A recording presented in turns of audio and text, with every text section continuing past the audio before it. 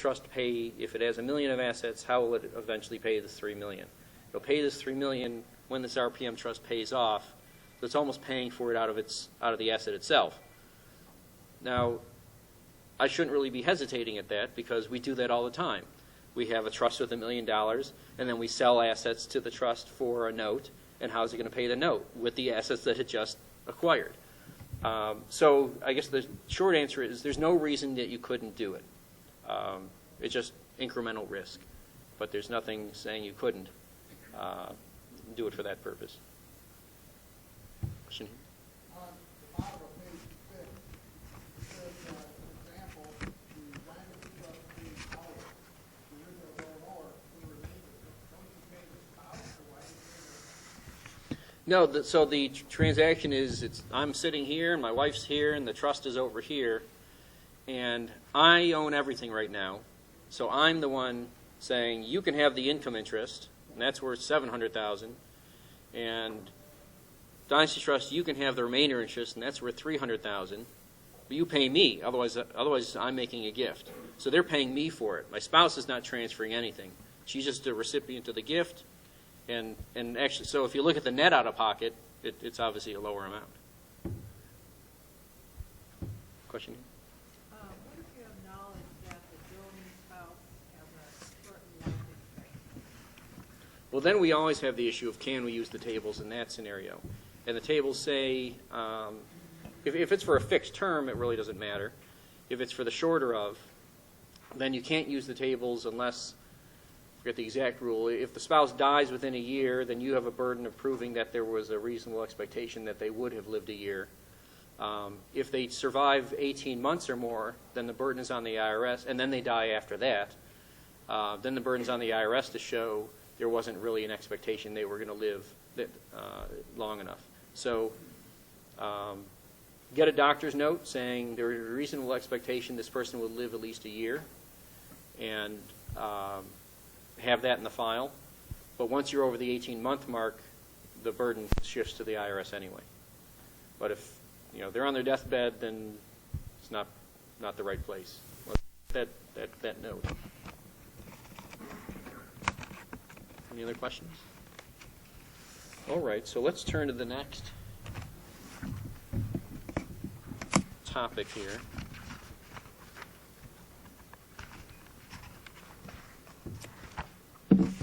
We'll take a short break after this one. Transferring homes. So this has come up 1,000 times in the last year and a half. So now we've got this $5 million gift exemption. I don't want to give up my liquid assets. I can't transfer my IRA. Can I give away my house? And I always roll my eyes and prepare for a long explanation of all the issues and so forth. So that's what we're going to cover here. And sometimes the answer is still yes, but it's not as easy as it's really. I think it's actually one of the most difficult assets to transfer because of the issues that we'll cover. So first of all, why does someone give away their house? For the usual estate tax planning reasons. I want to give this away now while it's worth $100,000. Hopefully it's worth more in the future. I want to give it away now while we have a gift exemption because maybe we won't have one as large in the future. And then why do they choose the house? Well, I can't imagine it's their fastest growing asset, but maybe it is, especially these days. But they don't want to give up other assets, so they can't. Their other assets are tied up in retirement plans that they can't transfer. They're an officer of a public company, and if they transfer stock in the company, then there's reporting obligations that they don't want to have to go through. Or they need the liquid assets. I may be worth a lot of money, but I live well and I need a lot of money. And I tell my clients, if you're going to lose sleep over it, then this is probably not a good idea. So regardless of the math and objectively, the client can afford to give away a certain amount of assets. If they're not going to sleep well, if they're nervous because they want to have a certain amount of cushion, then taxes aren't everything. They earn that money so that they can sleep well. So maybe they don't want to give up other assets into liquidity. Others do it because they really want to pass on their so-called family compound. Now this might be the mansion in Kennebunkport, or this might be the 2-bedroom air-conditioned cabin in the woods. But whatever it is, that's their place. That's what they want to transfer onto the kids, because in their mind, this is where we had all the good memories. We want to pass this along. The kids can then come back and bring their families, and it just has great sentimental value. So that's why we want to transfer this particular asset. So then we get to the practical problems before we even get to the tax issues. So the first question is, do they want it? You think they had a great time there. They think otherwise. They wish it was air conditioned. They always got bit up by the bugs, and the sisters-in-law don't get along, so putting them in the same house over winter break is not a good idea. Whatever it might be, it may not be as sentimental, or maybe it is, but guess what? It's on the East Coast, and they now live on the West Coast, and getting there isn't that easy. Or they've got their own vacation plans or their own vacation home. So there's a number of reasons why they may not want it, or it might not be practical for them to use it. I had one client that called me, extremely wealthy. He was on vacation somewhere in some island I've never heard of, and he calls me and he's thinking about buying this ridiculously expensive home. And can we get it into the trust for the kids? It would be great. They can come down here. Now his kids are 8, 5. He's got 5 daughters. The oldest is 8. You know, I'm sure they'll love it. They'd also love a place at Disney World even more. But you know, he's thinking long term. How do we get this in the trust? And I kept, you know, thinking through how we can and how we're going to pay the maintenance and the taxes and everything else. But then I posed to him, how are they going to get there? I said, you get there in your private jet. If I want to get there, I probably have to take 3 airplanes and a boat just to get to this island. And are you sure your kids are going to do all that? And that's from Chicago, not if they're living anywhere else. Maybe it'll be 4 flights in a boat. At the end of the day, he didn't buy it. But you have to think through those, you know, you have this image, or our clients have this image of utopia of the family all gathered around the fire together, but then there's the reality. So other issues. What about use by the donor after the transfer? This is the biggest issue. So I want to give away the house, but I still want to use it. So they can own it, and I'll live in it. Or it's my vacation home, and I still want to go and use it whenever I want to. So there's a number of ways to deal with that. One is they can retain an ownership interest. They can give away half and keep half. So now they're a co-owner. But there's risk here. And there's a case called Stewart. There was a Second Circuit in 2010. They really focused. They had very good language in your materials on 26. So the biggest issue of retaining interest is 2036. We don't want the person to give it away. They kept half, gave away half. You pass away, and the IRS says, you basically retained use of the property. It's in your estate, the whole thing. And the Stewart case said there's 2 factors that are significant. Continued exclusive possession by the donor and withholding of possession from the donee, both of those. So if it's their primary residence and the kids live in other states or in other towns or even a block away, but mom and dad still live in the house full-time and they are not planning to have their kids' families move back in with them at any particular time, then that looks like exclusive possession by the donor and withholding possession from the donee, not a good set of facts. So giving away a primary residence and still living there, giving away half of it, still living there, in my view, is not going to work. 2036 is going to probably shoot you down. And as the Stewart case pointed out, that the estate taxpayer has lost in every case in which we are aware because the taxpayer could not meet its burden. Every case where those were the facts, taxpayer lost. On the other hand, the court said co-occupancy of a resident serves to show the opposite. So you do live there together. It is a vacation home, and you go sometimes and they go sometimes, or you go at the same time. Those are good set of facts. So retaining partial ownership and giving away partial ownership, that can be a good way to solve the 2036 issue. The Stewart case is somewhat interesting. It was involved a mother and son lived in a brownstone in Manhattan. So the first question I had was, why are mother and son living in a brownstone in Manhattan? And son was not 8 years old. Mother was in her 80s or so, which means son was in his 40s or 50s. It was time to move out, in my opinion, but I kept reading. And she gave away half or actually 49% interest in this brownstone house to her son. She died 6 months later. They took a valuation discount. IRS said, forget the discount, it's all in your estate. At the end of the day, the Second Circuit said, well, actually, they lived there together, and he kind of lived in this section, and she was over here, and maybe on different floors, hopefully at least. And they remanded the case back to determine, well, we think part of this is probably included in the estate. She seemed to have retained control and possession over all of it, but it wasn't an all or none, was the answer.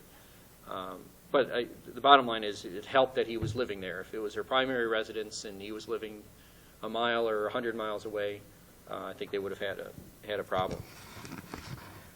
What's another alternative? What if we transfer the house to a trust where my spouse is a beneficiary? So this is a trust for my wife and kids. And she, as a beneficiary, and they as beneficiaries, they can use the house. And she says, hey, you're married to me. You can join us. I'm her husband. Why shouldn't I be able to stay in the house with her? Fortunately, we have a revenue ruling Ruling 70-155. And in that one, a father gave a house away to his son and daughter-in-law, but he continued living there, rent-free. And the ruling said his continued occupancy until his death caused inclusion under 2036. But then for some reason, the ruling went on. I don't know why, but we'll take it. It said, where the donor and donee are spouses, co-occupancy does not itself support an inference of an agreement or understanding as to retain possession. And they cited a case called Gutchess, which is a tax court case from 1966. And in that case, the husband transferred ownership of the house to his wife. We see that all the time. We tell our clients, well, the spouse needs assets in his or her name. Let's put this asset in their name. And then they continued to live there. And then he died. And IRS tried to argue, oh, the house should be in his estate. I don't know why they cared. It was a marital deduction, clearly. But it was in his estate. And they said, no, she owned it. She was able to live there. He's married to her. That doesn't suggest that he retained control. It suggests that they're married and they stay in the same house. So under this case and this revenue ruling, the fact that a spouse is a beneficiary of a trust and the other spouse happens to use the house with them is not going to create an inference of implied understanding that they retain beneficial ownership. Similarly, we've got some letter rulings. There's one cited in here from 1997. We had a Cupert in a 20-year term, and at the end of the Cupert term, the house went to a trust for spouse and kids. And the ruling said if the taxpayer lives in the residence with the spouse after the term and then dies before his spouse, it will not be includable in his estate under 2036. So this sounds great. I think it is great to have this. Otherwise, I would definitely be concerned about, well, it seems kind of close to the vest. But so transferring to a trust where spouse is a beneficiary, the other spouse can live there as long as they're married and that spouse is still living. So what if they're not? One, what if there isn't a spouse? What if they divorce? What if the spouse who's a beneficiary dies? At that point, or in any of those scenarios, another alternative is to lease the residence back. So 2036 should not apply when there's a lease, because transfer with a retained interest, that means I retain the interest. I retain the right to use it, expressly or impliedly. If I transfer to a trust, but I have a lease and I'm paying, that's not retained right, purchased right. I didn't retain it. I went and I said, I will lease this from you. I will pay you for it. It's not a right that I kept. If it was, I wouldn't have to pay them. And we know 2036 has the full and adequate consideration exception all the time anyway. And there's a number of private letter rulings involving Cuperts that said when the Cupert term ends, the property goes to a trust for the kids, you can even retain a right to lease it back, and that won't cause 2036. So you can build into that trust, when this term ends, I have the first right to lease it back for fair market rent, but I at least have that option. And a number of rulings have said that's not going to cause any inclusion issues. If it is transferred to a trust, I think it's beneficial if it's to a grantor trust. And if spouse is a beneficiary, by the way, that would be a grantor trust. Because if you lease it back, so I transfer it to a grantor trust for my kids, I lease it back, those lease payments are not taxable income to the trust. It's leasing from myself for income tax purposes. If it's not a grantor trust, or if it's directly with the kids, they will have rental income minus whatever deductions they might have.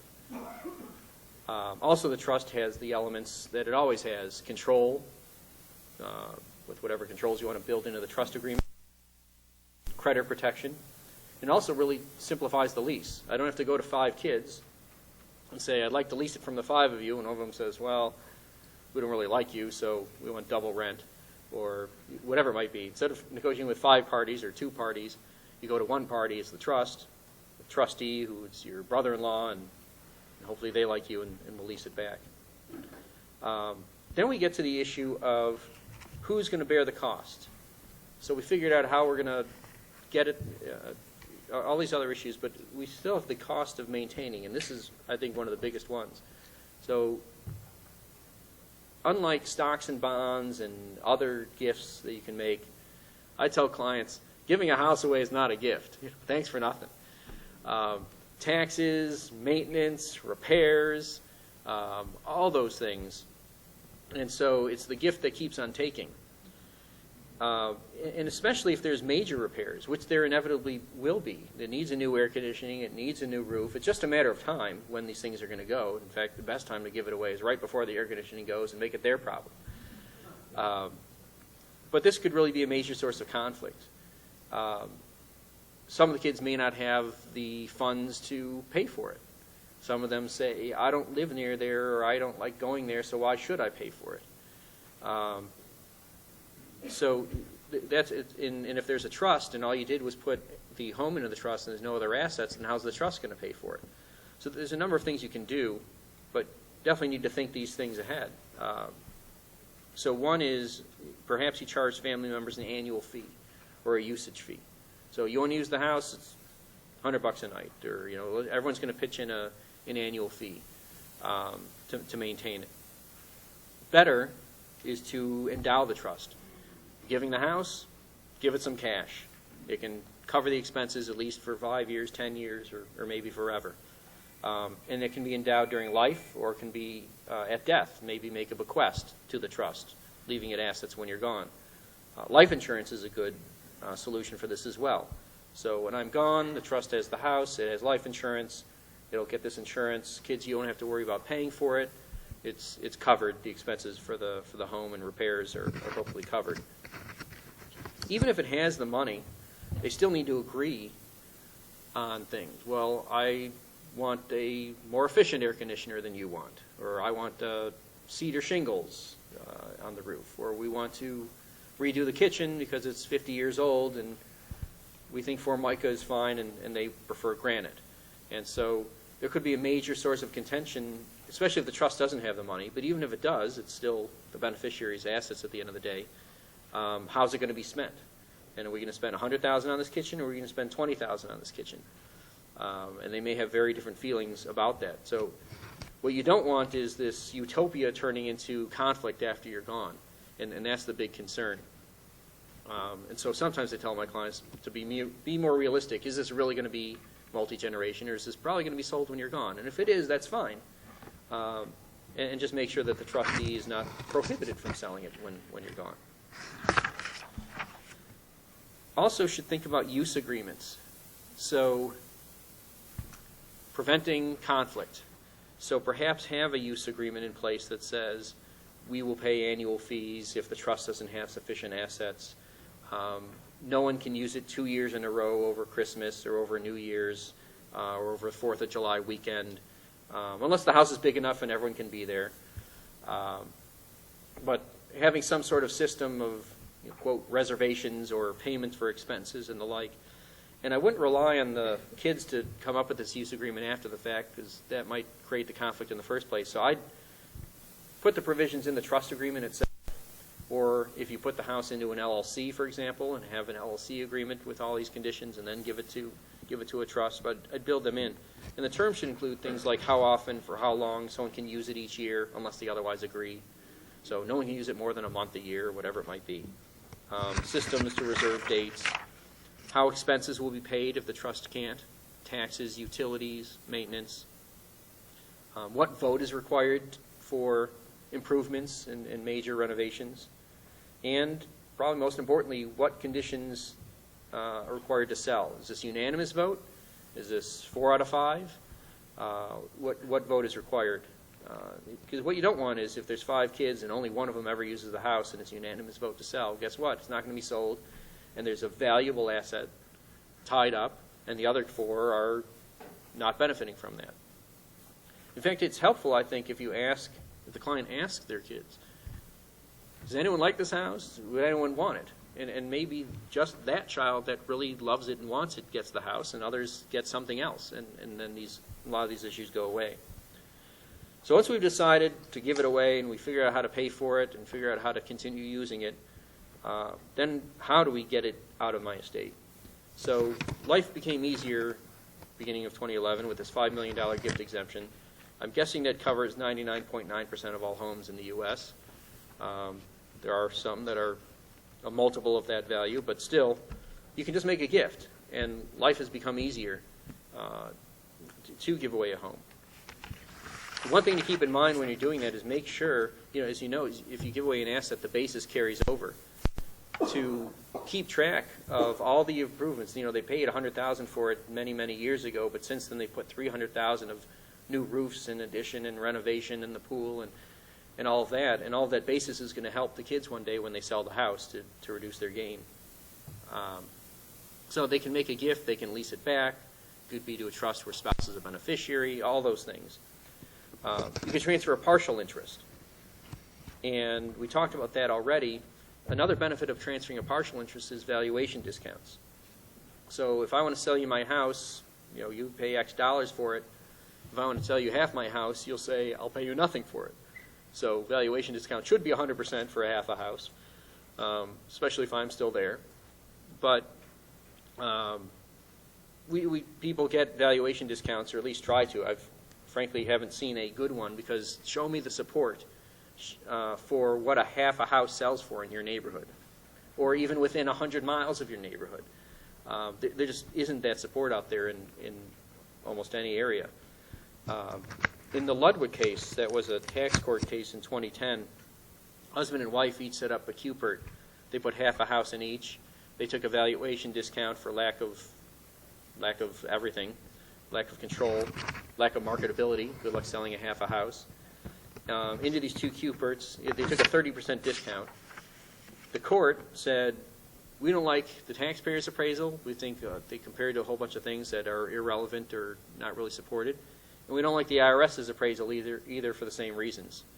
So the court took up an approach of saying, well, it's really 2 outcomes that would happen, are likely to happen here.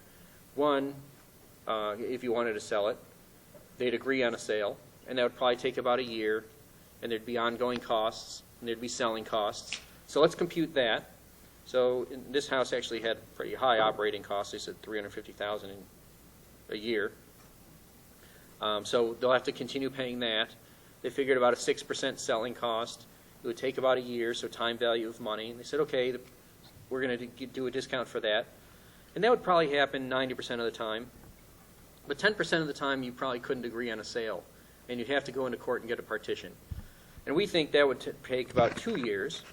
So during that time, there's the cost, the legal costs. They figured about 1%. Ultimately, there's the selling cost of 6%, operating cost, 2 years' time. And they took a weighted average of those 2 results. They said, we'll weigh this one 90%, this one 10%. The net effect was the court applied a discount of about 17%, about half of what the taxpayers took.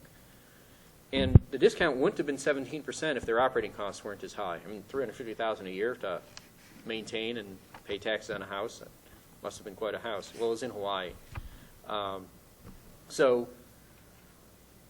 Shortly after this case came out, I actually had a QPERT, gift tax return, audited, partial interest, and the first thing the IRS said was, did you see the Ludwig case? So we're going to a probability of partition and cost of partition and cost of sale, and they took this approach, and the bottom line is we ended up at probably about a 17% discount. This seems to be where they are now going, they being the IRS, looking at this Ludwig case and saying, unless you can show us some support for these partial interests, which I wish you luck in doing, this is the approach they seem to be taking. But 15 to 17% is more than zero, but it's a lot less than the 30 they had hoped for. I think if you want to get a discount on a house, you're better off putting it into a limited partnership or an LLC, and then giving away a third each of the kids.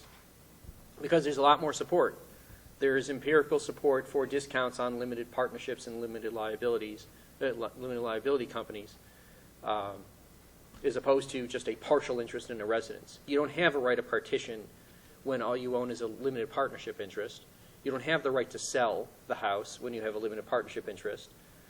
So it's a lack of control, lack of marketability discount on your LP or LLC interest, and there is a lot of support for that.